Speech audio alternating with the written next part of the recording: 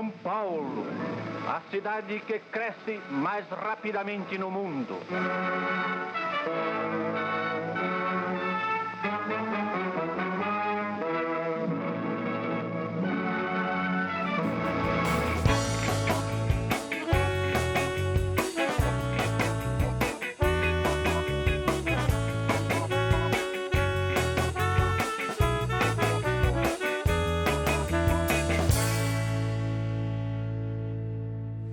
A senhora, por acaso, sabe quem foi Henning Boyleson? Não sei, não. O senhor sabe, por acaso, quem foi Henning Boyleson? Não. Nunca ouviu falar? Não. Botaram o nome nessa rua, mas eu não sei porquê. Parece que engenheiro, né? Alguma coisa assim, mas eles, quando puseram esse nome, assim, eles não espalharam folheto, falaram que era... Não conhecemos. Eu sei que o nome é alemão, agora quem foi eu não sei. Eu sei que ele é alemão. Não conheço. Não conhece? Nunca ouviu falar? Nunca ouvi falar. Muito obrigado. Sim, ele é um administrador. Ele foi um administrador dessa região. Dessa região? Dessa região. E o que mais a senhora sabe dele? Só isso, pelo fato de ter na plaquinha até mesmo. A gente lê.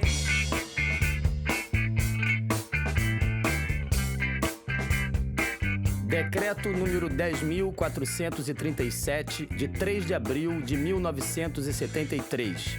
Item 2.0. Rua Henning Boyleson. A rua conhecida atualmente por Rua C. Da placa deverão constar os seguintes dizeres: Administrador de empresas, 1916-1971.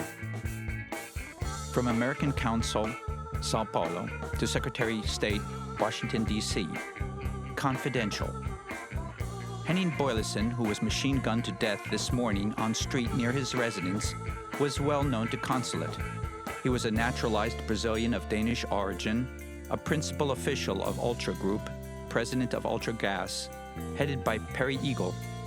Understood he worked closely with latter in Sao Paulo, an activity leading to 1964 revolution. He had very close relations with local military commanders and told Undersigned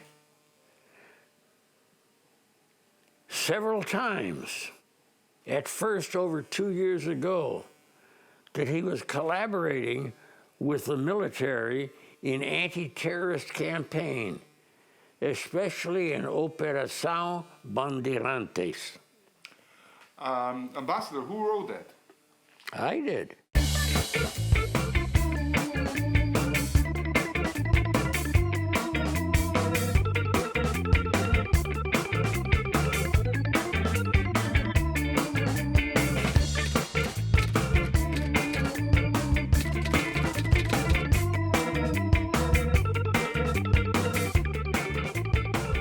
Agora vocês vão saber aqui quem é o nosso dinamarquês.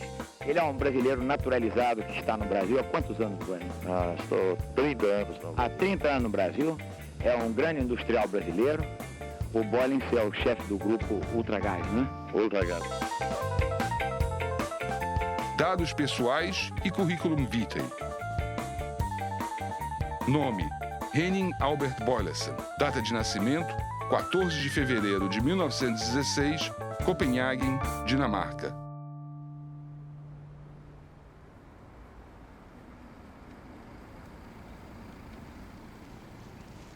Here I have a census telling us something about Henning Boyleson's family. I can see that his father, Albert Johan Boylesen, was born in 1884 and that he was employed in building construction as an ordinary painter. They were living at CT Barfodsvej at Frederiksberg. The building was originally built for people which don't have apartments. The apartments were very small. So the life in the apartment with the father and mother and the many children has been very narrow. As dificuldades de infância seriam, segundo ele, responsáveis pela sua vontade férrea de vencer, competindo livremente.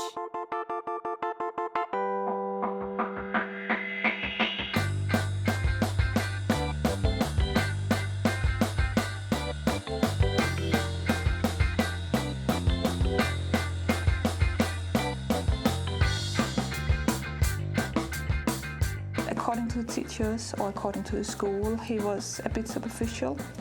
He was, he was not doing his schoolwork, he was a bit lazy, and he was forgetful. Enquanto lutou boxe, cuidava da saúde como se fosse um profissional.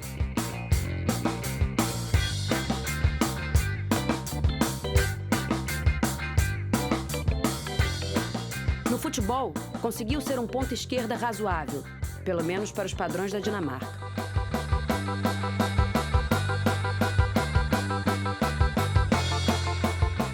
Foi quase sempre o primeiro aluno da classe. Well, most of his grades are below average, including his grades in English, German, math. Some of his grades are above average. First of all, if you can look at it here, in sports, in woodwork. But the main part of them are below average.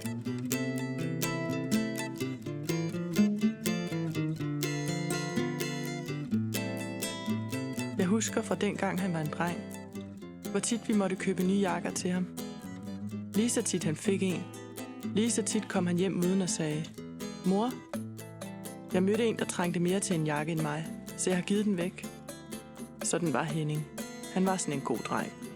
Formação técnica, curso de administração de empresas, curso de contabilidade industrial, Instituto de Ensino, Comércio e Indústria, Copenhagen, Dinamarca.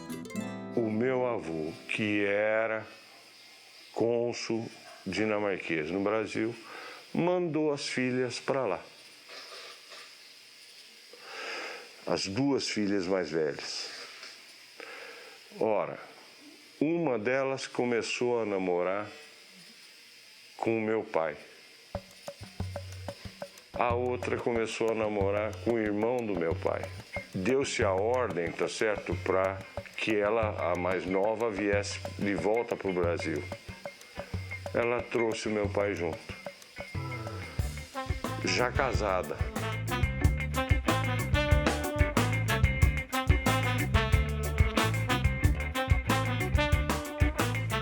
O navio chegou ao Rio trazendo o rapaz de 22 anos com 500 mil réis em cada bolso.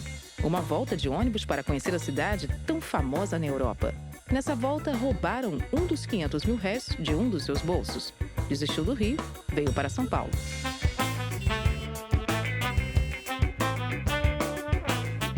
Documentos, por favor.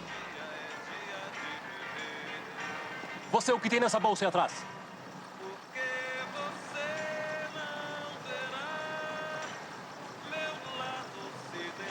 E houve não apenas um acordo completo dentro da nossa organização, como dentro do MRT, porque os companheiros de lá também nos disseram que era unânime dentro da organização, que ele era uma pessoa que podia e que devia ser justiçada em represália, quer dizer, que estava na hora deles começarem a pagar também, não apenas o soldadinho que chegava na hora do combate com a gente, um cara lá, um PMzinho daquele, chegava num combate, levava 3 tiros e morria, enquanto os grandões, os figurões, continuavam frequentando os salões, continuavam aparecendo nas colunas sociais e matando nossos companheiros daquela forma como estavam matando. Os paulistanos gostam de ir à noite e dançar um samba no seu clube entre amigos.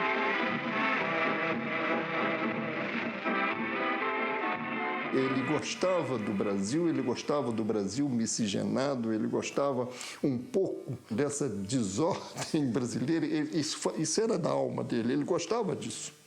Portanto, é o primeiro paradoxo do Beijelsen. Ele não foi dinamarquês propriamente. Então, ele se adaptou muito bem ao espírito brasileiro.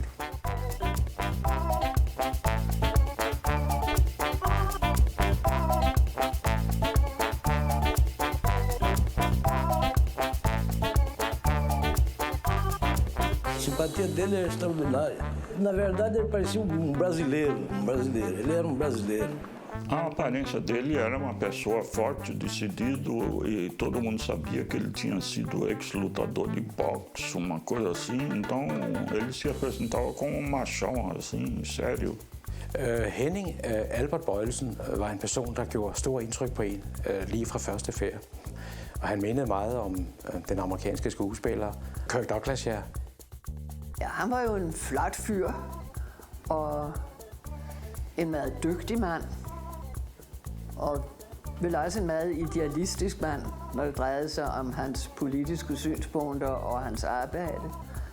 E o Boles era uma figura boa, agradável, simpática, falante, extrovertido, gostoso. Empresário que havia trocado a Dinamarca pelo Brasil, homem que havia criado centro de integração entre a empresa e a escola, homem que, em função de ter filho com deficiência visual, tinha uma grande ação social junto a crianças e adolescentes, apaixonado pelo Brasil, que gostava de futebol, de caipirinha, que ouvia Chico Buarque de Holanda. Ele era cara muito bacana e pensava como a gente, né? Pensava como a gente. Então, quando pensa como a gente, sempre har en certa afinidad. Han havde udstråling, han havde det, man kalder karisma.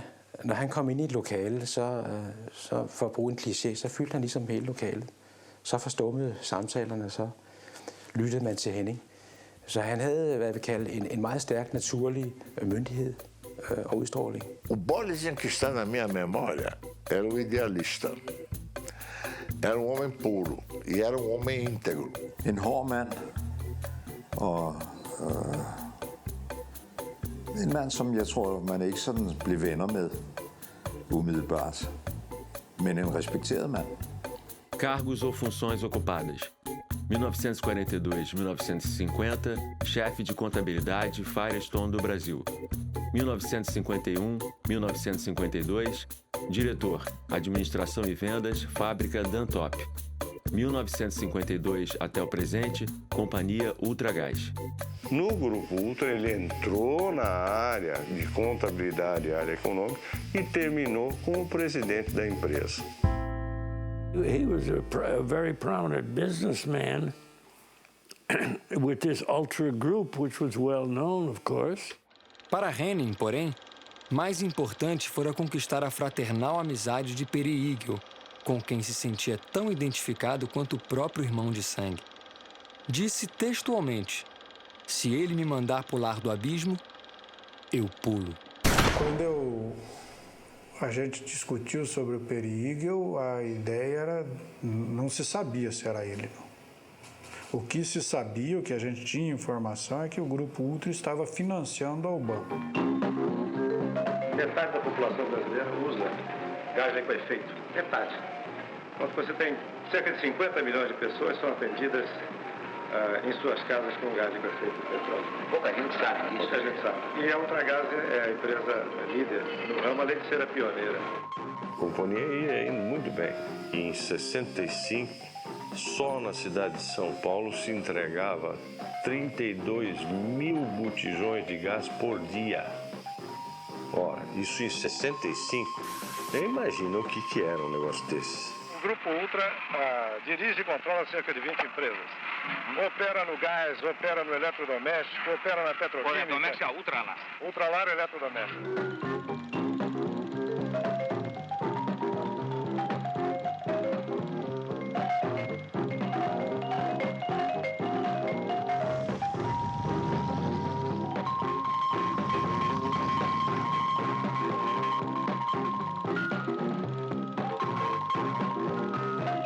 Vocês vêm aí com aquele que é o presidente da Ultragás, o meu amigo Boles.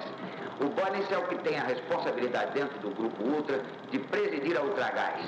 A primeira de toda pista que nós tivemos sobre o Boles não foi sobre o Boles, foi sobre a Companhia Ultragás. Por quê?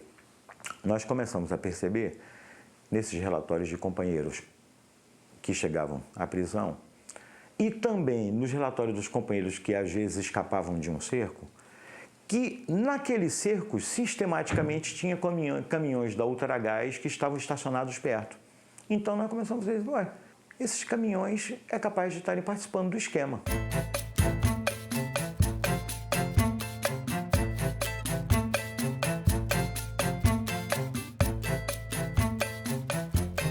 Ele fazia propaganda da miscigenação e até não só fazia propaganda, como inclusive ele ostentava, eu várias vezes vi, ele, por exemplo, gostava de mulatas, mas não era uma coisa escondida, era uma coisa efetivamente quase que oficial. Jamen, jeg hørte en masse forskellige ting, og jeg oplevede det også jo. Altså, det hed sig, at Henning havde 2 husstande.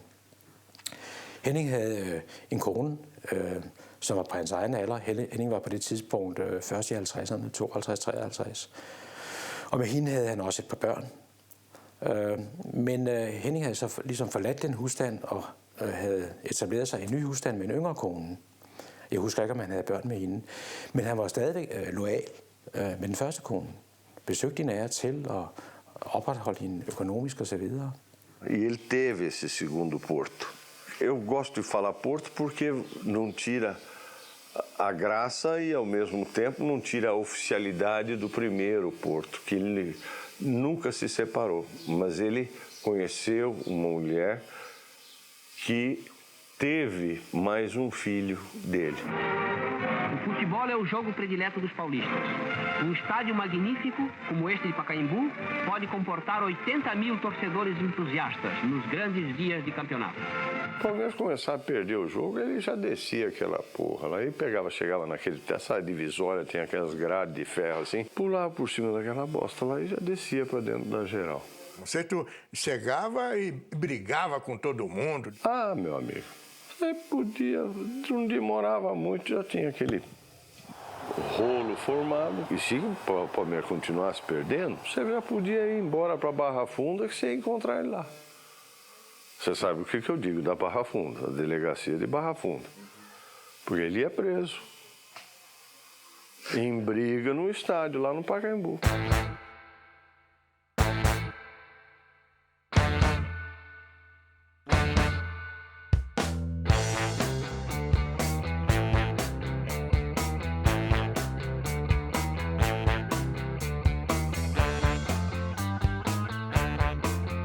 O presidente João Goulart, que defende com ardor as reformas de base, principalmente a reforma agrária, comparece à grande concentração popular e ali expõe os altos propósitos do seu governo nesse sentido. João Goulart era uma ameaça porque era leniente.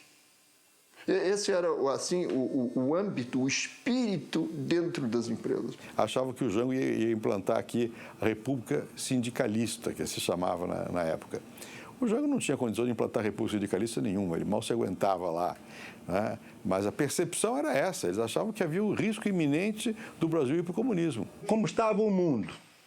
Eu costumo dizer disso, ele estava em dois hemisférios ideológicos. Você tinha que escolher um dos dois, não tinha meio termo, não. Ou você era de um ou era do outro. Né? E isso tem a reflexão sobre o país. Also, you have to look at, there was a gentleman by the name of Fidel Castro who had taken over in Cuba. And in Brazil, early in the early 60s, there was a lot of turmoil, political turmoil, urban turmoil. And there's a lot of concern that type of turmoil might spread and become a very infectious type of thing. Formou grupo de empresários para poder, então, estruturar uma reação à implantação da República Socialista do seu Jango Goulart.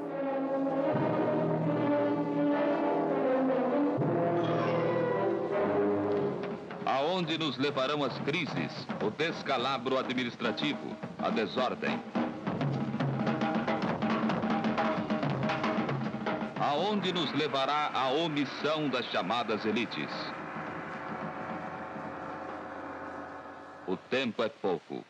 O Brasil não pode esperar mais. Então, dentro das empresas, pensava-se assim, o empresário pensava assim, porque efetivamente ele temia a catástrofe. Ou seja, um governo comunista, ou que outro nome queira se dar. Começou-se aí o contato, por meu intermédio, do civil com o militar. Então tinha jornalistas, tinha empresário que estavam mais ou menos da causa. E vários grupos desses se reuniam às vezes para trocar ideias. Eu participei aqui em São Paulo. Essa percepção de que a ditadura militar ela não é um fenômeno estritamente militar, aliás, é uma das coisas que a gente mais deve destacar, né? Tanto quanto o golpe não foi apenas militar, foi civil-militar, com apoio dos empresários. Foi mais do desejo do empresariado de defender os seus interesses, que estavam sendo arriscados se houvesse uma cubanização do Brasil, digamos. Eles viam um grande risco nos seus negócios nisso. Então eles resolveram agir. Não? E alguns entraram firme na situação, como foi o caso do Boyce. O Boyce, ele não gostava do comunismo mesmo. Ele deu a definição para ele o que seria um comunista. Quando jovem, quer aparecer. Quando adulto, ideal. Quando mais velho, burro. Og så mente han, at Brasilien skulle, hvad skal man sige, sådan, være et sted, hvor der ikke var kommunister. Det så han altså rødt, når han stod der. Comunista, det går han ikke klar. Ele era uma pessoa simplesmente inserida dentro desse pensamento e que genuinamente acreditava que era uma catástrofe que se avizinhava e que, portanto, pegar em armas ou se defender ou, enfim, fosse lá como fosse, era uma coisa perfeitamente legítima. Quando houve a precipitação, não houve tempo de sair do meu escritório. Então, todos se reuniram no meu escritório, inclusive Boyleson. E a maioria de nós, muito armado. Né? Boyleson, por exemplo, tinha naquela ocasião, me lembro disso claramente, uma metralhadora que era uma arma muito moderna para a época. E as Forças Armadas, elas próprias, mais do que ameaçadas, foram chamadas, praticamente intimadas, a cumprir a missão que o momento lhes impunha. Restabelecendo a ordem e livrando o país dos trapos vermelhos que ameaçavam sufocá-lo.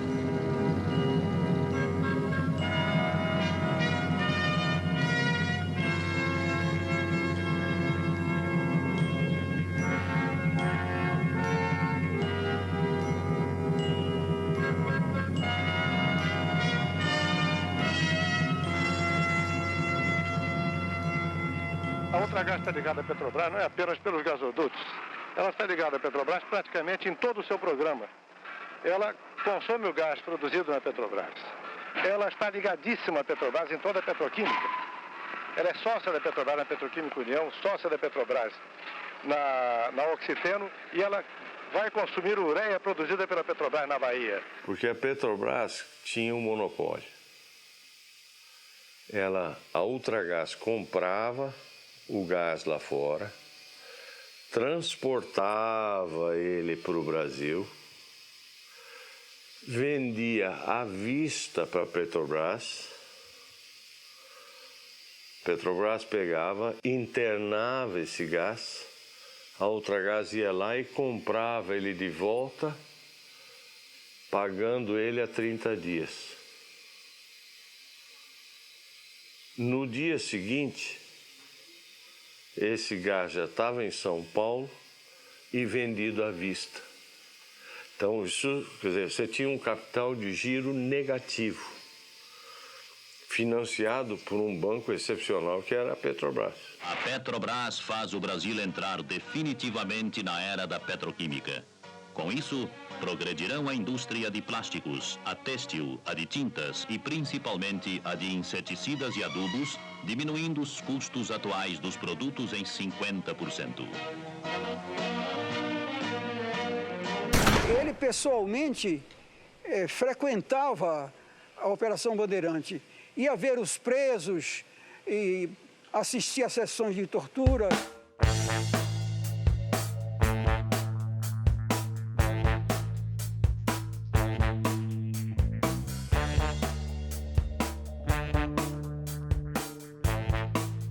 Mas a carreira dele no Grupo Ultra foi meteórica até chegar à presidência do grupo e ele colocou isso muito a serviço de coisas boas, né? E foi diretor da Fiesp, foi diretor da Associação Comercial. Uma pessoa alegre, uma pessoa com muita vontade de fazer coisas boas para a empresa, para os funcionários. Olha, quando você fazia uma campanha ou qualquer coisa que se valha, que ele se engajava, ele conseguia associação de empresários e de coisas que era de se tirar o chapéu.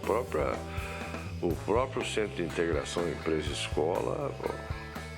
O Boris criou aquele CIEE, que até hoje ainda existe. O título de O Homem de Relações Públicas de 1964 foi conferido ontem à noite ao senhor Henning Albert Boyleson. Henning Boyleson said, but I didn't want to do that.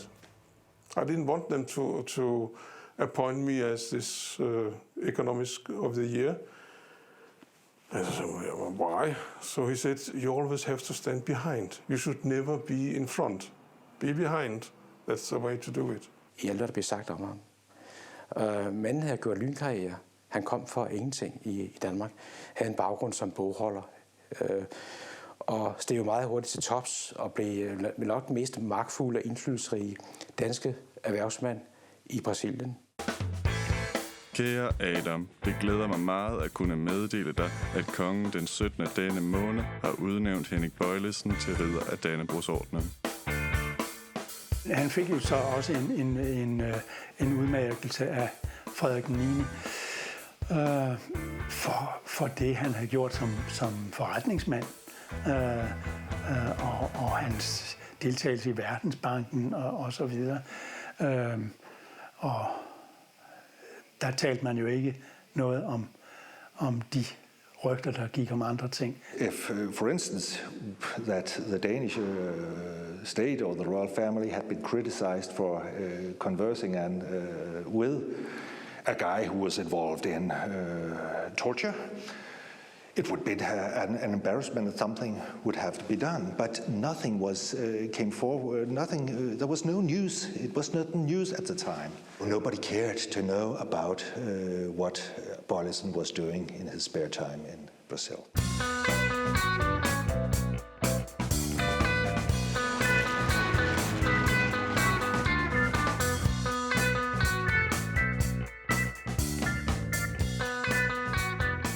Desde 64, foi se configurando grupo mais radical que julgava que a missão da chamada revolução era fazer uma grande operação limpeza no Brasil, ou seja, eliminar comunistas, subversivos, etc. Ontem, hoje, sempre, minha pátria, continente, eu te amo demais. Vou seguindo em frente, tão feliz e tão contente nessa ilha de paz. Ninguém segura essa nação. Ame ou deixe meu país alvissareiro. Eis o milagre da divina criação, majestosa inspiração, porque Deus é brasileiro. Pra frente, meu Brasil, pra frente. Eu te amo e com você sou mais feliz. Pra sempre, meu Brasil, pra sempre. Não me canso de exaltar o meu país. Primeiro vieram aquelas manifestações de rua, né? Aquelas grandes passeatas, e aquela turbulência toda levou ao tradicional número 5. Em 68, o regime recebeu uma dose cavalar de poder, com a edição do Ato Institucional número 5, dia 13 de dezembro de 68. E aí, os direitos dos cidadãos foram anulados. E é assim que Sua Excelência, o senhor Presidente da República, após ter ouvido os membros do Conselho de Segurança Nacional, resolveu baixar um ato institucional que tem como finalidade fundamental preservar a Revolução de Março de 1964. O ato era um ato fascista, né, o AI-5. E foi uma imposição do Costa e Silva sobre o Castelo Branco. Foi o golpe no golpe, como eles dizem. E foi na sombra do AI-5 que se fez toda essa repressão. E provavelmente o AI-5 foi feito por causa disso, para poder dar mão livre, para poder atuar mais energicamente. Foi uma tragédia que durou muito tempo e atrapalhou o Brasil. Pra frente, meu Brasil, pra frente. Eu te amo e com você sou mais feliz. Pra sempre, meu Brasil, pra sempre.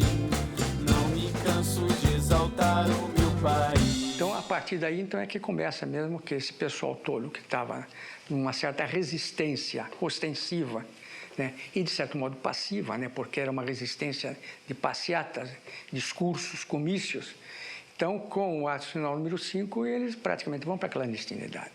Vão para a clandestinidade e inauguram a luta armada. Se existisse democracia, se existissem outras formas do povo alcançar o poder, entende? Nós não escolheríamos uma forma violenta apenas porque sejamos violentos por natureza, entende? Não é essa a situação. Nós adotamos aquela forma que é a única possível dentro da situação histórica que vive o Brasil, entende? Não existe outra possibilidade do povo chegar ao poder a não ser pelas formas armadas. Pouco depois do AI-5, em 68, né, nós, em abril de 69, afinal fizemos uma conferência política e nos constituímos realmente como uma organização de luta armada. Nós passamos a compartilhar formalmente aquela ideia muito específica da época, não é, de construir uma ofensiva revolucionária contra a ditadura. Assalto! Cala a boca! Todo mundo pro banheiro!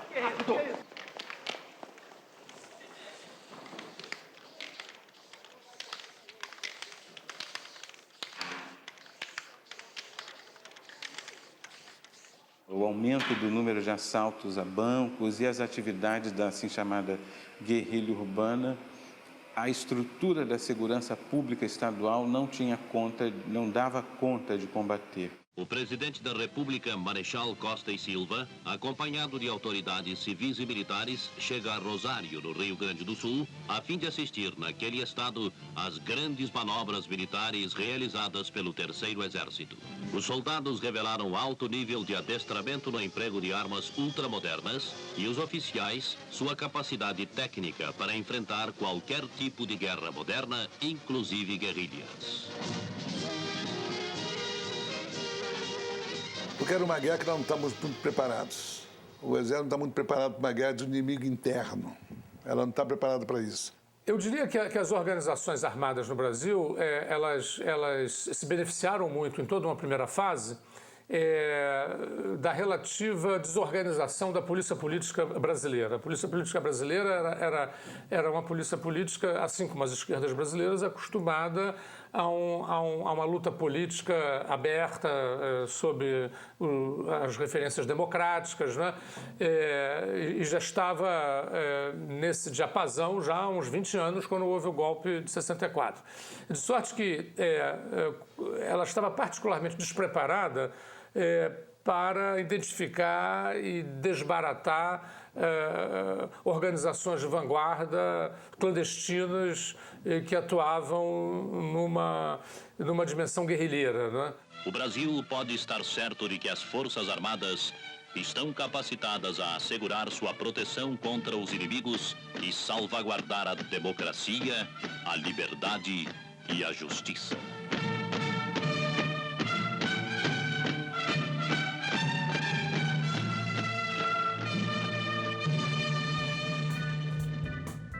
Por causa do assassinato do Chandler, os americanos acharam conveniente, dali para frente, fazer um outro tipo de enquadramento para a situação no Brasil, né? E aí, eu tenho a impressão que foi assim que iniciou-se a UBAN. Não sei por que elementos da esquerda acharam que ele seria um espião americano. E resolveram, então, fazer o presunto do moço. A execução bárbara do capitão americano Charles Chandler, na presença da esposa e do filho de 9 anos, também teve um impacto imensamente negativo sobre as Forças Armadas. As Forças Armadas, na minha opinião, principalmente o Exército, sentiam que estavam na defensiva contra as ações dos terroristas cada vez mais violentas. Aqueles primeiros assaltos a banco, aquele primeiro sequestro, foram coisas assim de que nós nunca pensávamos que ia ter que enfrentar. Imagine o Exército tem que enfrentar um troço desse. That was a very difficult time when Elbrick was kidnapped. A nossa organização vai ser responsável por várias ações, inclusive a nossa organização participou do sequestro do embaixador norte-americano, juntamente com a ANN. O sequestro do embaixador americano criou a impressão, tanto na extrema-direita como em nós mesmos, de que nós estávamos mais fortes do que realmente estávamos. Os terroristas exigem 70 presos em troca do embaixador suíço. Tudo indica que quem comandou a ação foi o ex-capitão Carlos Lamarca. Ele é uma afronta ao exército brasileiro. O inimigo está no interior do próprio país e é a ameaça comunista na figura dos próprios nacionais. E então toda uma nova estratégia militar deve ser traçada para combatê-lo. Então o Exército, através do seu alto comando, resolveu formar um núcleo central da repressão. A UBAN foi criada por necessidade militar. Eles precisavam de um órgão que pudesse fazer a luta contra as forças de esquerda, entendeu? Mas no meio civil. Eu fui um dos fundadores, né? A UBAN começou na Manuel Nóbrega, na divisão do Exército, antiga divisão de infantaria, e lá é que concentrava a atividade. Iniciou-se o combate ao terrorismo, foi lá. Quem era o chefe da Operação Bandeirantes era aquele major, que hoje é o general Brilhante Ustra, né? O responsável pela segurança interna da área, em São Paulo, era o general José Canavarro Pereira, que resolveu, então, unificar os esforços das Forças Armadas, da Polícia Federal e das Polícias Civil e Militar de São Paulo, centralizando as ações de combate ao terrorismo sob um comando único e sob a responsabilidade do Exército.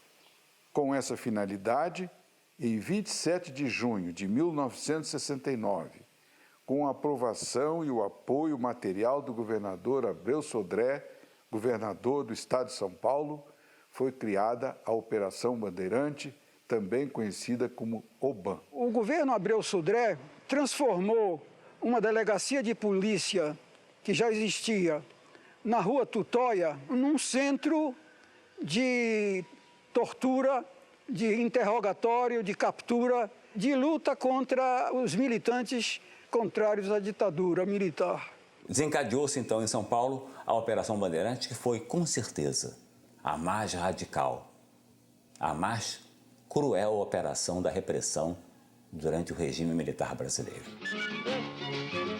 São Paulo, o maior centro industrial da América Latina. São Paulo era também o centro da resistência, né? Você imagina o que é o pânico do sistema financeiro em São Paulo, percebendo que de uma hora para outra aumenta muito o número de assaltos a banco, né? De modo que não é por acaso que foi nessa cidade que surgiu a UBAN. Onde é que houve problema militar? Onde é que houve problema das greves violentas? Onde é que houve a mudança da igreja? Tudo no mesmo lugar. Então esse era um lugar sério, evidentemente, para fazer o esforço principal. Foi o mais criminoso e sanguinário aparato da repressão. Era um órgão que combinava gente do Exército e da Polícia de São Paulo, Ernesto. Eles podiam prender, torturar e matar quem eles quisessem.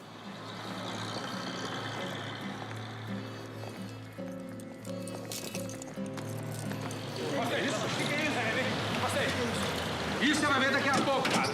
Entra logo aí. Peraí. Aumentando, porra. Pega sua coisa. Sai. Sai.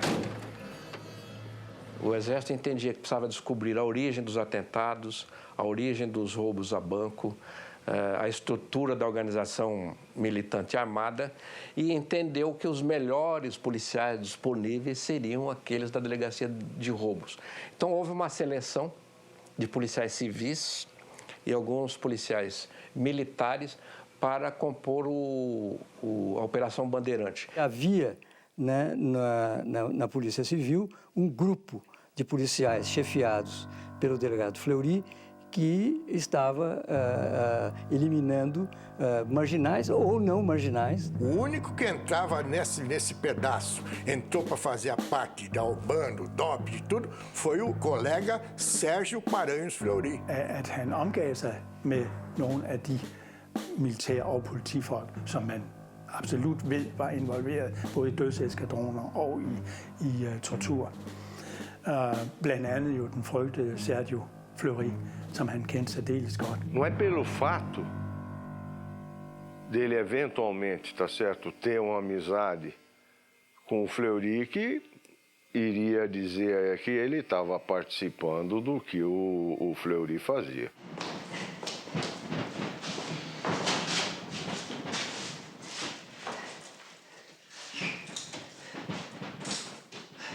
Tira a roupa. Tira a roupa, terrorista, filho de uma puta! Já nessa ocasião, o delegado Fleury tinha um pé claro, né, na área da repressão política. A ideologia do esquadrão era a eliminação sumária de marginais, que ele transplantou isto para a Operação Bandeirante. Terrorista de merda! Fala, porra! Tô perdendo a paciência, hein? Ele era um monstro, né? E ele drogado sempre, ele era uma pessoa assim de uma... Você sentia, né, uma coisa ruim mesmo dele, tinha prazer, né? Traidor da igreja. Traidor do Brasil. Habilidosamente, os militares cultivaram o que eu chamaria de um certo pânico na classe empresarial. Os empresários também entraram nesse esquema de pânico e saíram da legalidade, porque, na verdade, a UBAN era uma organização mais ou menos clandestina. Se esse pessoal, ou seja, a esquerda armada, conseguir êxito no que está pretendendo, vocês, empresários, estão perdidos. Vocês estão fritos. Então, a obrigação de acabar com eles é nossa, militares, e a de vocês, empresários, também. Nós precisamos da ajuda de vocês. Nós temos a capacidade profissional de força militar, força terrestre. Agora, recursos não temos.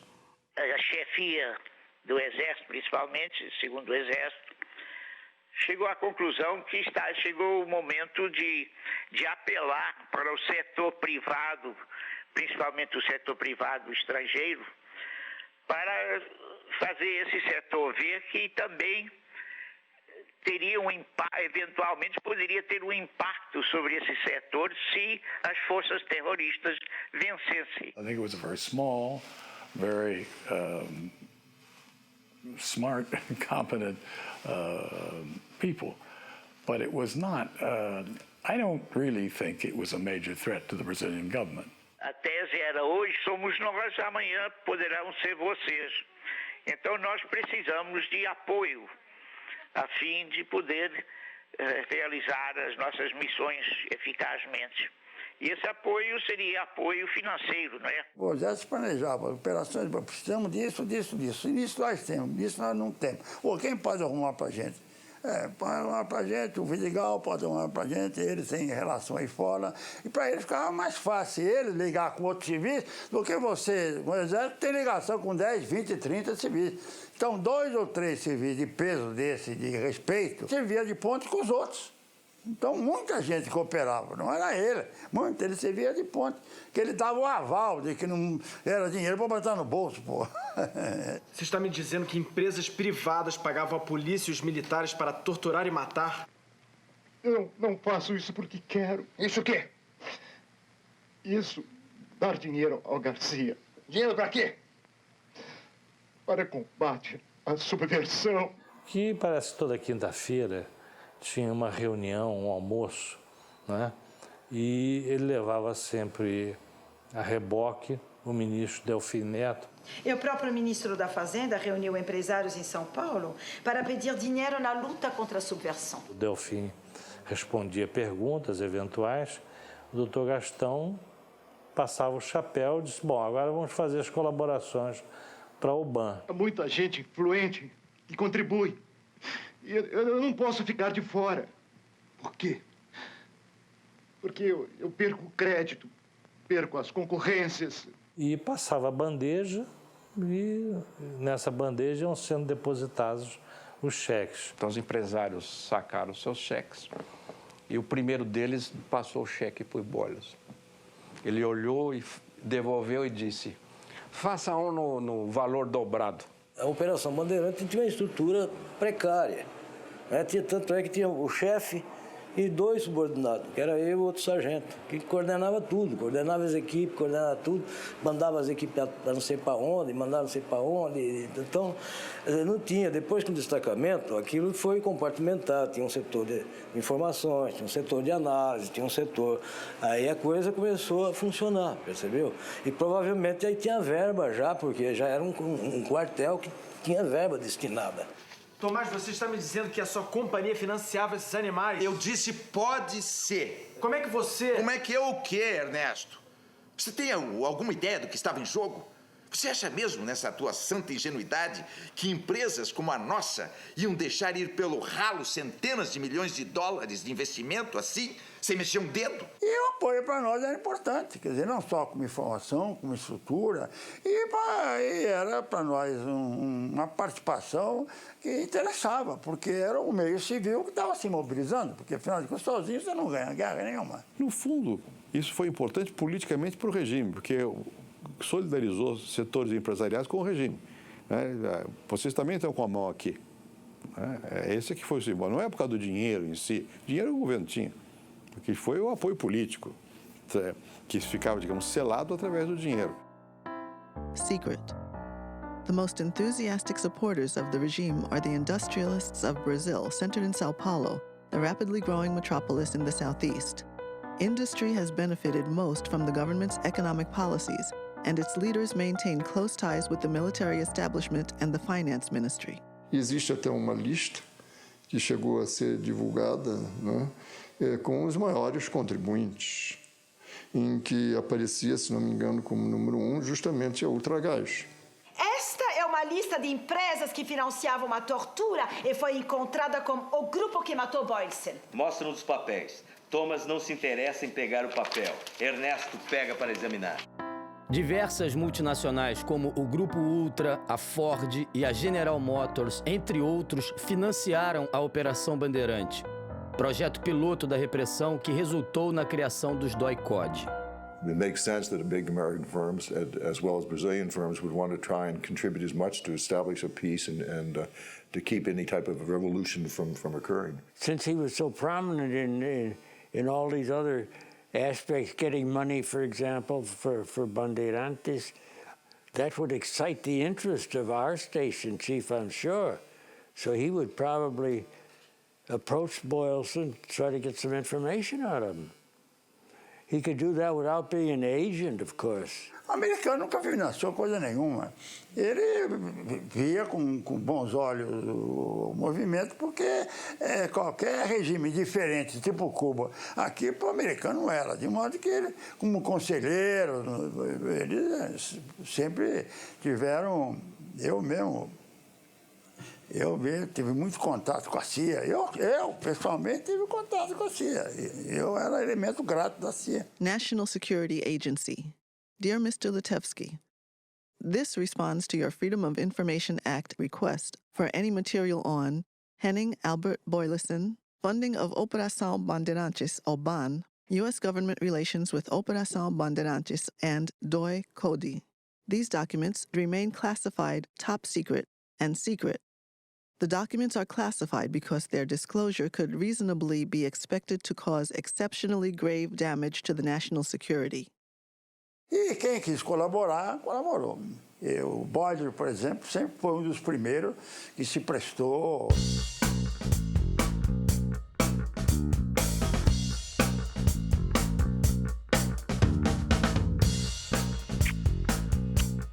E o elemento de ligação que se prontificou a ser ligação com o setor privado foi o Boylston.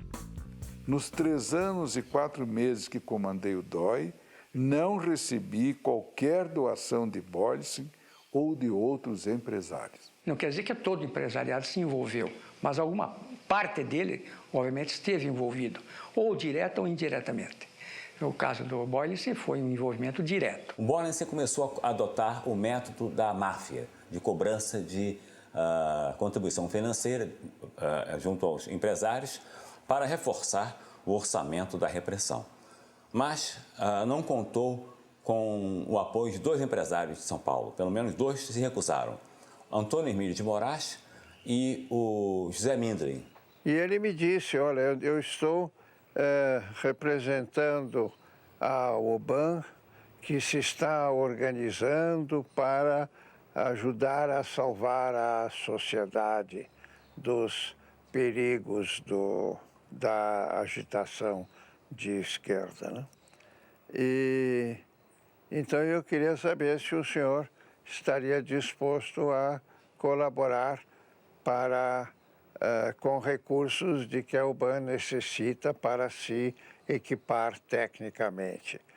Então já juntamos duas informações. A Ultragaz está colaborando, botando caminhões para cercar nossos companheiros. 2, a Ultragaz está participando da caixinha. Então, aos poucos, está se formando um padrão. Daquela turma da Fiesp, você pode quase todas incluí-las ali entre os colaboradores. Na indústria automobilística também, né? Nas indústrias de material pesado também. E Boyles era uma pessoa importante no esquema de financiamento, mas não era a única. Tinham pessoas no mesmo nível de importância que ele, banqueiros. E quando eu digo banqueiro, estou falando dono de banco. É inegável que a participação do Boyles era municipal do que nacional. Enquanto um amador aguiar, sem que ninguém percebesse, sem que haja demérito nisso, ele tinha uma participação nacional e reservada, que deixava-o participar dos destinos da nação brasileira com muito maior intensidade do que o Boyles. A Folha de São Paulo era um jornal que cedia suas caminhonetes para o trabalho da UBAN, né? Para disfarçar os agentes da UBAN nas suas operações de busca e captura, né, e investigação.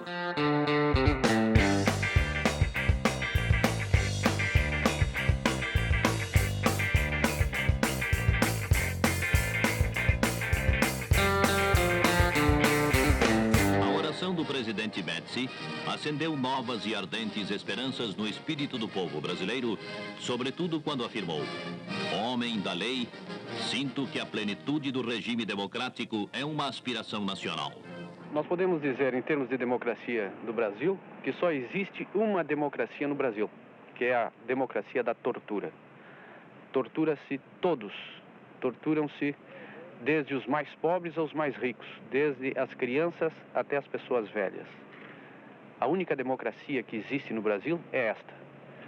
Não é bem uma democracia, é mais o igualitarismo. É o igualitarismo da tortura. Eu acho isso um exagero dos maiores, como tantos outros exageros dessa turma da esquerda festiva. Hoje à noite vai haver uma sessão. Está a fim de ir? Bem, Sessão do quê? Tem de vez em quando. Alguns de nós, às vezes, participam. Participa do quê, porra? De interrogatórios. Hoje vai ter um.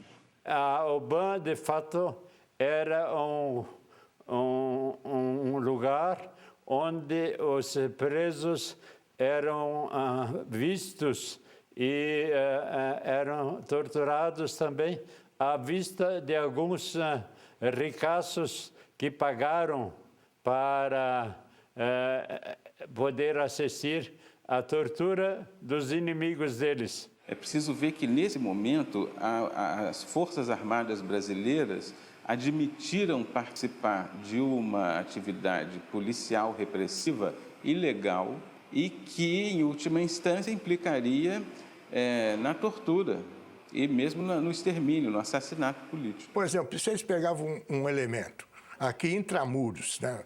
Pode ser que vocês não devam pôr isso aí. Eles faziam torturas, faziam o que eles queriam, né? Pegavam quem eles queriam. Agora é a sua vez. Vamos abrir o bico, padreco comunista. O Esquadrão de la Muerte me arrestou e me torturaram 3 dias consecutivos, pero no terceiro dia, eles bajo la mano do capitão Benoni Albernaz.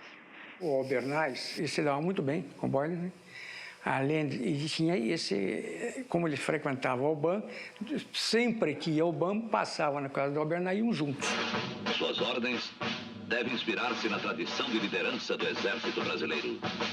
Energia com benevolência, autoridade com exemplo, persuasão com sentimento. Durante 30 dias, diariamente, fui torturado da mesma maneira. Levaram até o Castro, onde fui torturado severamente. Fui para o pau de arara. Também fui colocado no pau de arara. Um cacetete no ânus, um cacetete com dentes. Pegaram uma tesoura e me seguravam pelos seios. Fechavam a tesoura sobre o seio, fechavam, apertavam e depois tiravam. Vai falar agora? Quem são vocês? Quem vocês pensam que são? Até o surgimento da UBAN, a tortura era praticada, mas de um modo muito sistemático. E, por outro lado, também, frequentemente, de modo amador. Né? Quer dizer, o tratamento brutal, mas sem sistema, sem inteligência, sem informação, né? Sem método. Né? Isso a UBAN trouxe. Usavam métodos assim mais, vamos dizer, como eles falavam, científicos, né? Tanto que a equipe tinha o enfermeiro. Dr. Coutinho era um encarregado de observar toda a tortura para impedir que os torturadores passassem o limite em que eu ficasse inconsciente. O importante para isso, não por humanidade, evidentemente, mas porque para eles era importante atingir apenas o limite da minha resistência.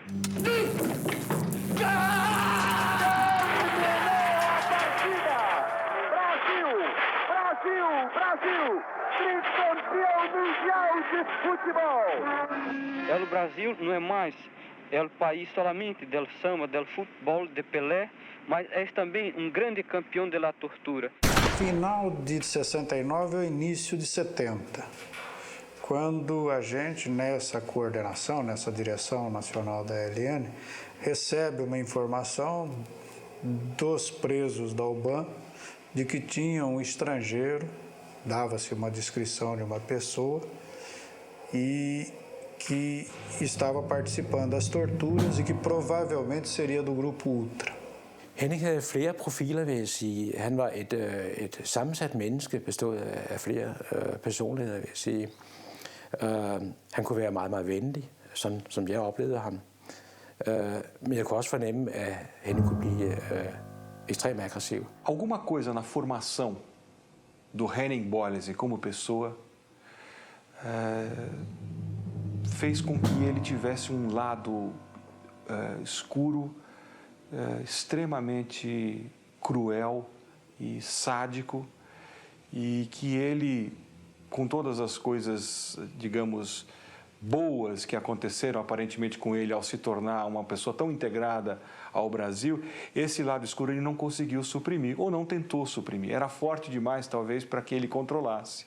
In the back of the record, there's a small note of an incident in the schoolyard. Apparently there has been a conflict or trouble in the schoolyard where he has not been involved, but the thing is that some children have been doing some troubles in the schoolyard. Teachers have come to them and told them to behave, put them up against the wall, which you did in those days. And Henning Albert Boilesen apparently had his fun that the other children were being punished by the teachers. Well, didn't actually take part of it, but stood a bit behind and watched it. And apparently it was serious enough that the teachers noted it. Ele é exemplo vivo do quanto a criatura humana não se encaixa em nenhum parâmetro, para o bem ou para o mal. Os mistérios da natureza humana são complexos, mas é raro você ver um personagem onde os dois extremos convivem, dois extremos tão opostos, né? Porque todo mundo tem o seu lado mais escuro. Isso é da natureza humana, mas uma dualidade a esse ponto, para mim, até hoje, misteriosa. Ele era o próprio personagem ficcional porque ele concentrava em si toda a complexidade humana.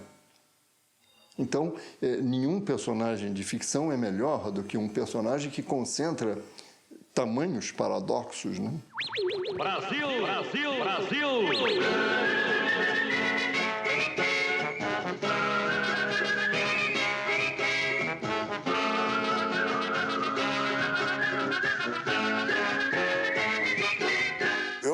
conheci pessoalmente o Braulen, como é Boylen? Boylensen. Mas tinha ouvido falar. Doutor Geraldo Braulen, esse filho da puta tá metido nesse negócio, hein? O filme fazia um contraponto entre a euforia do Brasil na Copa do Mundo e o que se passava nos bastidores e nos porões, digamos, da época do governo militar. E todo mundo também sabia da Operação Bandeirantes, aquela coisa toda. Então, eu criei um personagem que tinha, que tem um nome parecido. Doutor Geraldo Braulen, seu tempo já acabou.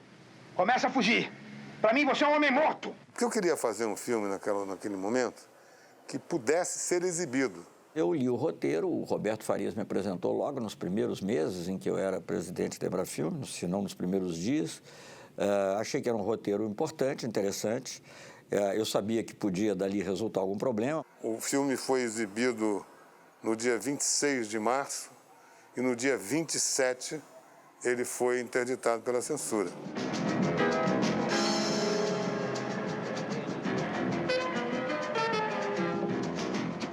Num determinado momento, quando eu fui, digamos, convidado a me demitir da Embrafilme,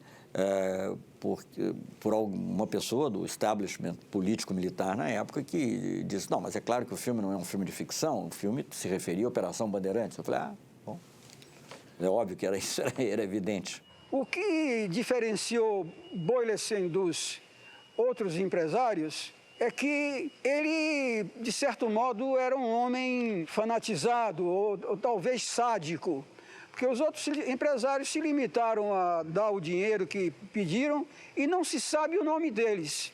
Aí começava-se a ouvir que a figura do Boylensen era uma figura controvertida, que ele tinha um papel que extrapolava o simples contato financeiro que os empresários, a ligação que existia entre os empresários ao banco, que ele tinha, na verdade, o prazer sádico de assistir a sessões de tortura e, eventualmente, participar delas. Essas informações foram se avolumando. Primeiro, de que ele recolhia dinheiro, era um dos caixas, um dos tesoureiros desse esquema de financiamento ao banco, e depois com as informações de companheiros presos de que ele participava pessoalmente da tortura, das sessões de tortura na UBAN. Ele perguntou o que eu tinha, né? Então, falei para ela, nós usamos aí um método, ela não tem assim, né? Não está podendo andar, mas vai voltar, né? Mais tarde eu vim saber, né, pela descrição física, que era o presidente da Ultragás, né? Que a gente já sabia, sabia antes, né, que ele colaborava com a UBAN. Era dele, do instinto dele. Ele era um cara assim, está entendendo? Um cara que topava esse negócio, gostava disso. Eu me lembro da postura dele assim, bem distante, né, uma pessoa, olhar frio, assim. E achei estranho, porque ele era totalmente diferente, né, do pessoal que ia lá, né, quando era militar mesmo, né. Entrar um cara que não tem nada que ver com polícia, nessa faixa, e começar a frequentar, todo mundo fica alertado. Que tortura. Que deve ter havido, houve agora planejar e botar, inclusive, um civil para torturar. Peraí. O fato do Boylensen ter participado de tortura, eu acho isso uma bobagem das maiores. Ele visitava o DOI-CODE, às vezes fazia refeições no DOI-CODE. Assumiu o comando do DOI no dia da sua criação, em 29 de setembro de 1970. Boylensen foi assassinado em 15 de abril de 1971. Nesse período, ele esteve uma única vez no DOI, em dezembro de 1970, quando foi me cumprimentar pelo Natal. E ele frequentava constantemente a Operação Bandeirantes, a sede da Operação Bandeirantes. E gostava muito do pessoal, trabalhava. A gente sentia nele até um guerreiro também, como éramos nós. A gente sentia nele também um guerreiro. Cumprimentar todo mundo, soldado, cabo, com ele não tinha problema porque eu sou presidente do Grupo Ultra e tal. Então era um cara excepcional. Fazer questão de presenciar a tortura, dizem até que criando ou trazendo para o Brasil instrumentos de tortura. As organizações terroristas criaram a farsa de que Boylissen foi justiçado por frequentar o DOI e assistir aos interrogatórios, por inventar uma máquina de dar choques elétricos chamada pianola, que ele mesmo testava nos presos.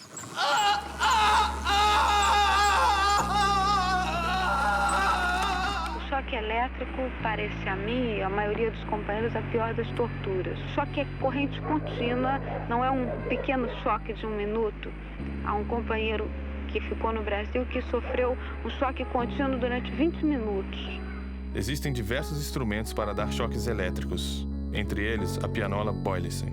Adquirida nos Estados Unidos e trazida para o COD-DOI de São Paulo pelo industrial Henning Albert Boylissen, a pianola tem um teclado como os instrumentos musicais, que ao serem premidos, fornecem uma descarga elétrica em escala crescente. Ninguém sabe bem o que era exatamente aquela pianola, a não ser que ela era, evidentemente, uma bateria de choques elétricos acionados num teclado. Preso pelo DOPS de São Paulo, Olavo Hansen foi imediatamente levado para o DOI-COD, onde ele foi torturado. Na volta, os companheiros de cela de Olavo ouviram dele o relato das torturas sofridas. Obrigado a despir-se, sofreu espancamentos, pau de arara, afogamentos e choques elétricos, agora aplicados por um aparelho mais sofisticado e conhecido como pianola Boylissen. Jeg tror, der var en eller anden form for dødsdrift på en eller anden måde. Måske også længsel efter den kultur, han kom fra på en eller anden måde. Men den kultur, han så kom over til, gav ham nogle flere muligheder. Den gav ham mulighed for at udleve alle de der laster og skal vi sige, mørke sider, som han havde. Det han aldrig kunne udleve i Danmark. Der var han blevet stoppet af vores systemer her. Men der kommer han over til en land, hvor han opdager, at der er måske sådan en eller anden form for til selvbord, hvad det angår. Der kunne han udleve alle de der mørke sider, han havde. Det kunne jeg egentlig godt fornemme.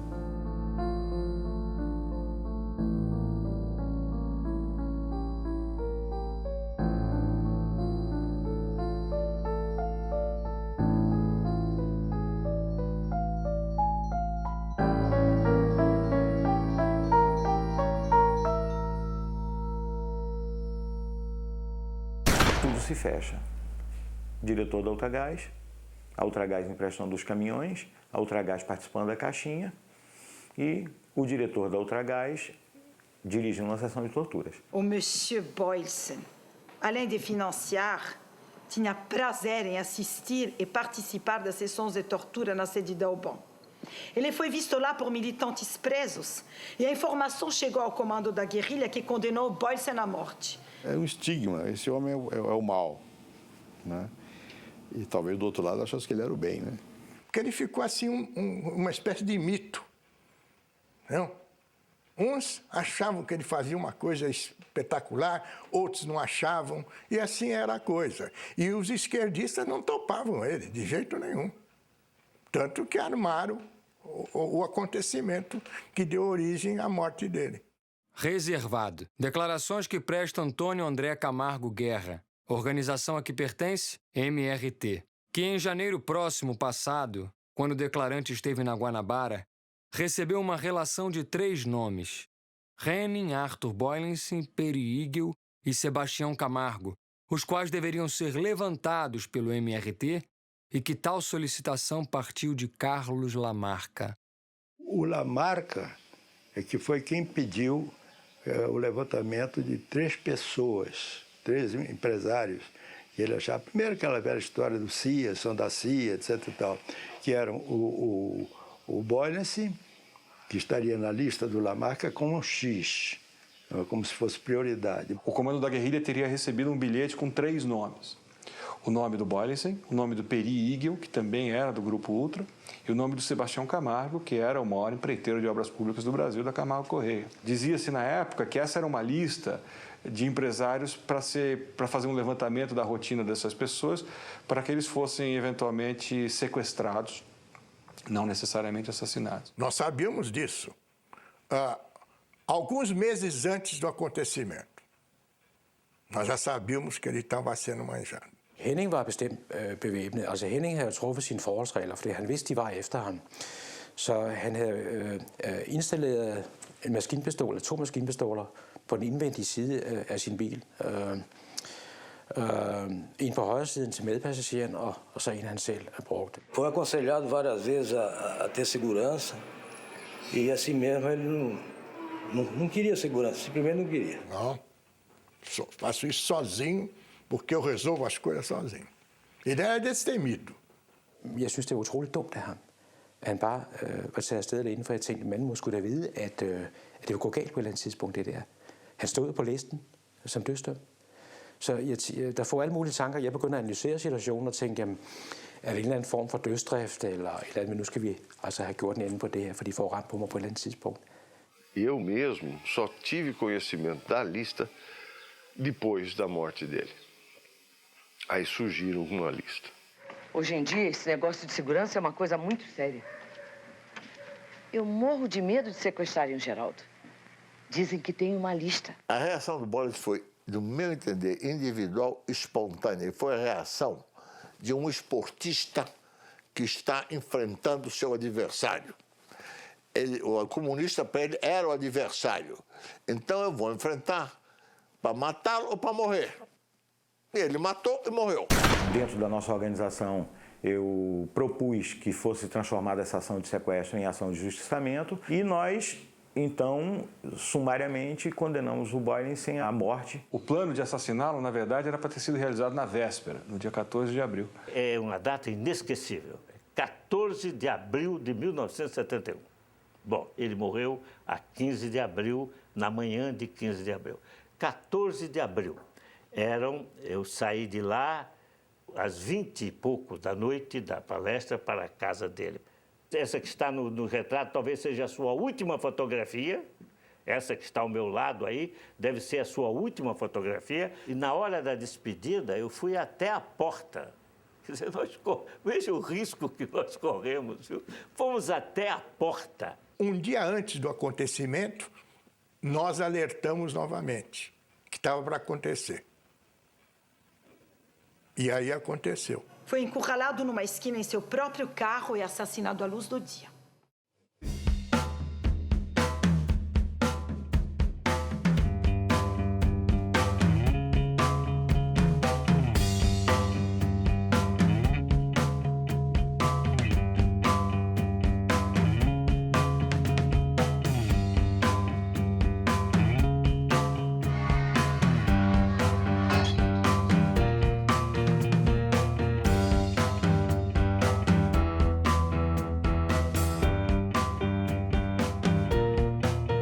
Dia 15 de abril de 1971, quando Boylenssen entrou com seu carro na Alameda Casa Branca, 2 carros com os terroristas emparelharam com o dele. Ele tenta subir a Peixoto Gomide para ir na direção da Paulista, mas a Feira Livre o impede de fazê-lo. E entra na Barão de Capanema à direita para tentar subir a Casa Branca à esquerda na direção da Paulista.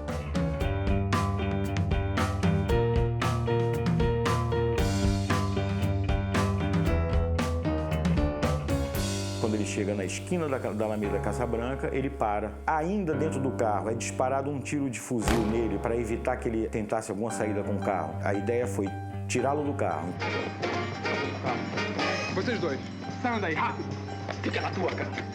Esse filho da puta é um dos responsáveis pela tortura no Brasil. Após ter sido atingido por um tiro de fuzil, Boylenssen ainda tentou fugir a pé. O Boylenssen saiu do carro, tentou fugir para onde tinha em direção a uma feira, mas havia companheiros já esperando por ele ali. Ele voltou e o Yuri atirou. Os 2 companheiros encarregados descem desse carro da ação e, durante a corrida dele, ele foi sendo acertado nas costas, foi trucidado com rajadas de metralhadora que o atingiram nas costas e no rosto.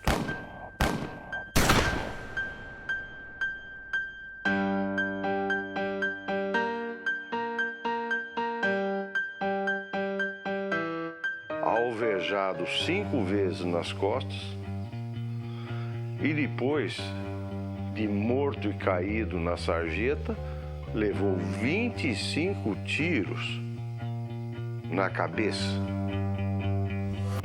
Nesse instante, do outro carro que o seguia, desceu um indivíduo armado de metralhadora. Já caído, sem nenhuma possibilidade de reação, o industrial foi fuzilado friamente. Ele caiu com a cara na sarjeta, né, ali entre o meio-fio e a rua. O companheiro Alfa, que era o dirigente da ação, que era o encarregado da certeza, quer dizer, quando você faz um tipo de ação como essa, você encarrega alguém que chega e dispara o chamado tiro de misericórdia, ou seja, aquilo que tem certeza que o cara está morto mesmo, para não deixar uma ação pelo meio do caminho. Na verdade verdadeira, se eu estava ali, eu era o Alfa. Então eu lhe digo que eu sou o Alfa. Eu era quem estava dirigindo a ação. O último tiro foi dado a curta distância. Boylessen morrera. Entramos nos carros e iniciamos o trajeto de fuga. Durante a fuga, trocávamos olhares de contentamento e satisfação. Quando eu dobro à direita na Rua Barão de Capanema, eu me deparo com esse Galaxy branco, com as portas abertas, a porta do motorista aberta, o pisca-pisca ligado, e o carro está perfurado de balas. Aí eu olho em volta e vejo que não é só o carro que está perfurado de balas. Eu vejo bala nas paredes, eu vejo balas numa banca de jornal que tinha do outro lado da Alameda Casa Branca. Aí eu olho à direita, no meio-fio, aquela água suja correndo pelo meio-fio, um corpo caído. Eu consegui passar com o carro entre o Galaxy e o corpo que estava no chão. E ao entrar no prédio, já as sirenes e a gritaria toda dos carros que chegavam, aquelas veraneios, aqueles carros que eram, nessa época, bastante associados com a OBAN, com a repressão.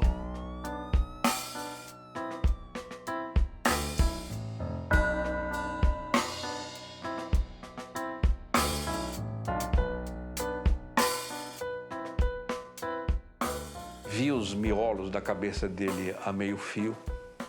Não sabia o que era aquilo. De qualquer maneira, a minha experiência na área criminal me mostrou claramente que aquela execução foi feita com muito ódio.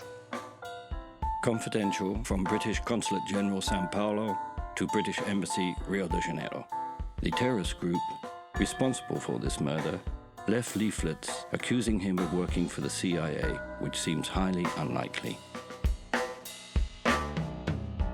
A rua estava infestada de folhetos que tinham sido jogados sobre o corpo e pela rua.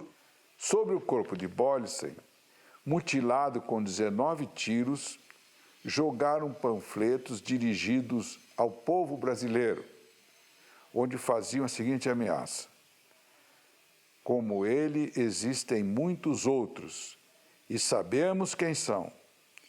Todos terão o mesmo fim. Não importa quanto tempo demore. O que importa é que sentirão o peso da justiça revolucionária, olho por olho, dente por dente.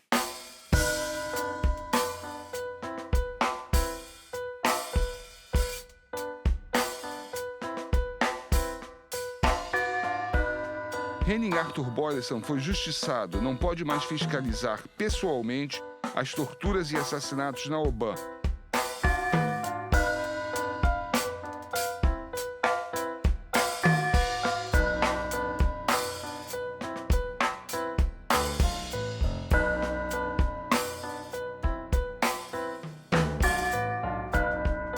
This audacious and wanton killing of Boylessen has shocked and alarmed São Paulo more than kidnappings or other previous acts of terrorism.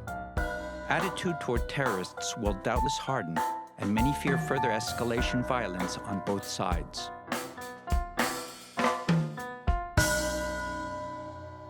Quando ele foi morto, lá de uma maneira cruel, nós não aprovamos a morte, de jeito nenhum.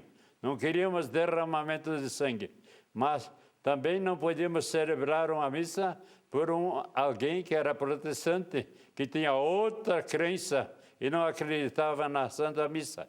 Então, eles me pediram para celebrar a missa, eu disse não.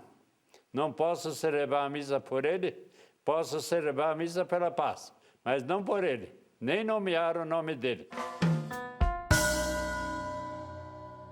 Um espanto, mas ao mesmo tempo sem surpresa. Eu fui pego de uma surpresa total quando me ligaram para o meu serviço de manhã dizendo que o meu pai tinha sofrido um atentado terrorista e que tinha sido morto nesse atentado terrorista. Até hoje eu me pergunto, mas por quê? Confidencial. Presidência da República, Serviço Nacional de Informações, Agência Regional de São Paulo. Foi sepultado na manhã do dia 16 o senhor Henning Albert Boylissen, assassinado por terroristas em nome do MRT e da ALN. O crime, que contou com requintes de crueldade, impressionou profundamente a população. Colaborava intensamente com as autoridades militares no combate ao terrorismo, tendo ajudado materialmente de modo substancial a montagem da Operação Bandeirantes. Dava a essas organizações policiais seu apoio incondicional, o que lhe valia a amizade de grande círculo de militares e de autoridades policiais. Lembre-se que Boylissen se expunha muito, frequentando inclusive a sede da OBAN, onde muitos presos devem tê-lo conhecido. Não há praticamente outras pessoas com o mesmo grau de envolvimento físico. O envolvimento do meu pai com a Operação Bandeirante? Não. Isso eu tenho certeza. Como também tenho certeza de CIA e outras bobagens, isso aí eu tenho certeza. Não. Primeiro que não tinha nem ideologia suficiente para isso. Havia diversas teorias. Quem que poderia lucrar com a morte dele? Havia pelo menos 3. Eu apenas vou citar uma, que eles acharam que ele foi liquidado pelos comunistas. Os outros 2 eu não quero nem falar. Eu acho que o Boylissen foi um utópico. Foi um idealista e que, pela sua natureza humana altamente extrovertida, aberta, foi uma vítima de si mesmo. Quando veio essa notícia da morte do Boylissen, né, isso foi comemorado. Os meios políticos e empresariais condenaram veementemente o brutal assassinato. A Assembleia Legislativa suspendeu seus trabalhos em homenagem à memória de Boylissen. Seu cortejo fúnebre emocionou a cidade de São Paulo. Senado Federal, 15 de abril de 71. Homenagem de pesar pelo falecimento do industrial Henning Albert Boylissen, assassinado por terroristas na cidade de São Paulo. Ele não nasceu no Brasil, mas posso afirmar, não havia ninguém mais brasileiro. Via o futuro, amava a nossa terra.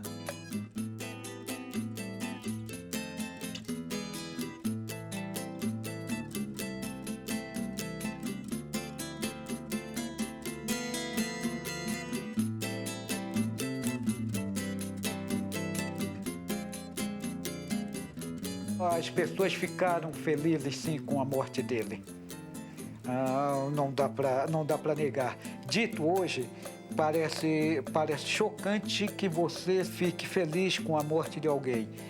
Mas só quem viveu aquela época, só quem sabe o sofrimento que era ter os companheiros assassinados, o tipo de sofrimento que o Boylissen causava às pessoas, pode entender como e por que as pessoas se alegraram com a morte dele.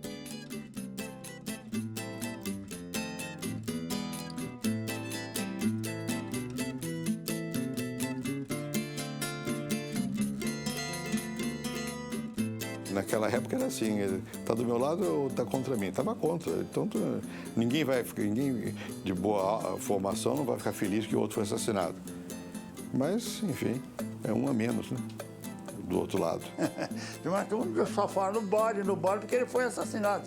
Escolheram ele para dar um exemplo para os outros. Mas eu citaria uns 10 outros aqui, mas não vou citar porque... Eu não achei que se pudesse caracterizar essa eliminação do Boyles como um ato de terrorismo.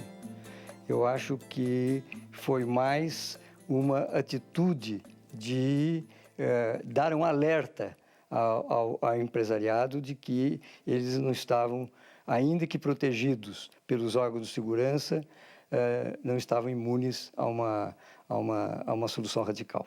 Para mim é um crime que até hoje está lá impune.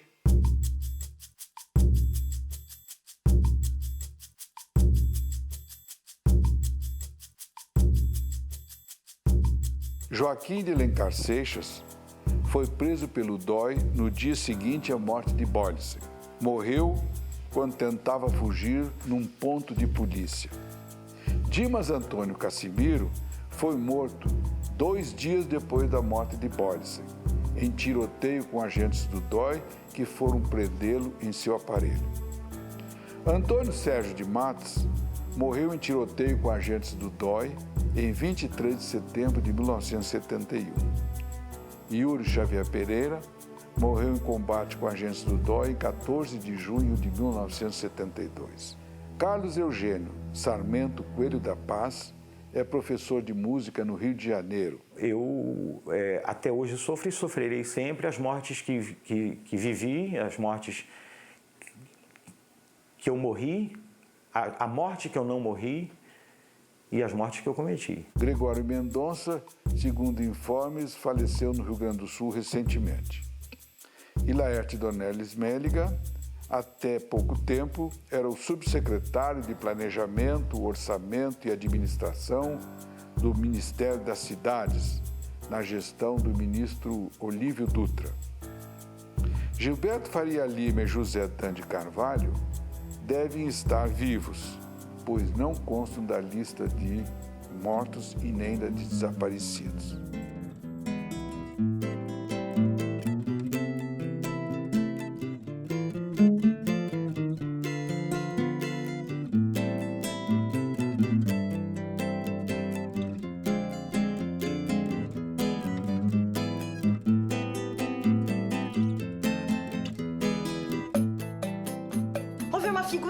Tristemente famosa por sua ligação com Albon. Um executivo dinamarquês naturalizado brasileiro. Se chamava Henning Boyleson. Eu queria escrever sobre o envolvimento do empresariado com a repressão, porque esse é um assunto que foi muito pouco falado. Foi varrido para debaixo do tapete por razões óbvias. A grande parte das empresas que participaram desse esquema estão aí ainda. Então, não é do interesse dessas empresas e também não foi do interesse do governo após a redemocratização mexer nisso. O fato é que esse assunto ficou um tanto esquecido. É muito mais cômodo não discutir esse assunto, porque esse assunto fatalmente trará atrás de si todos esses inconvenientes que afetam determinadas pessoas. No fundo, o Boyleson foi que botou a cara. Mas é a cara de muitos outros que tinham uma atitude semelhante, né? Que achavam que, enfim, justificaram a repressão, né? Então, melhor não falar dele, porque ao falar dele, como se diz em latim, de te fabula narrator. Eu estou contando a sua história. Não a sua, mas a dos outros que estavam ali por trás. Acho que é isso, né? Vocês tiveram, assim, a imagem de um homem que, nascido na Dinamarca, foi para o Brasil, lá fixou-se, começou de baixo e hoje, dentro do Brasil, é um grande industrial. Os terroristas mortos têm seus nomes colocados em logradouros públicos. A família de Henning Albert Boyleson, até hoje, nada recebeu do governo. A rua, que não é muito rua, mas tá o nome dele. Boa tarde. Boa O senhor, tarde. por acaso, sabe quem foi Henning Boyleson? Henning Boyleson foi um administrador de empresas, presidente, se não me engano, do grupo Ultragás, que foi trocado por terroristas que estavam presos na época dos militares no poder. E, se eu não me falha a memória, ele inclusive foi até assassinado.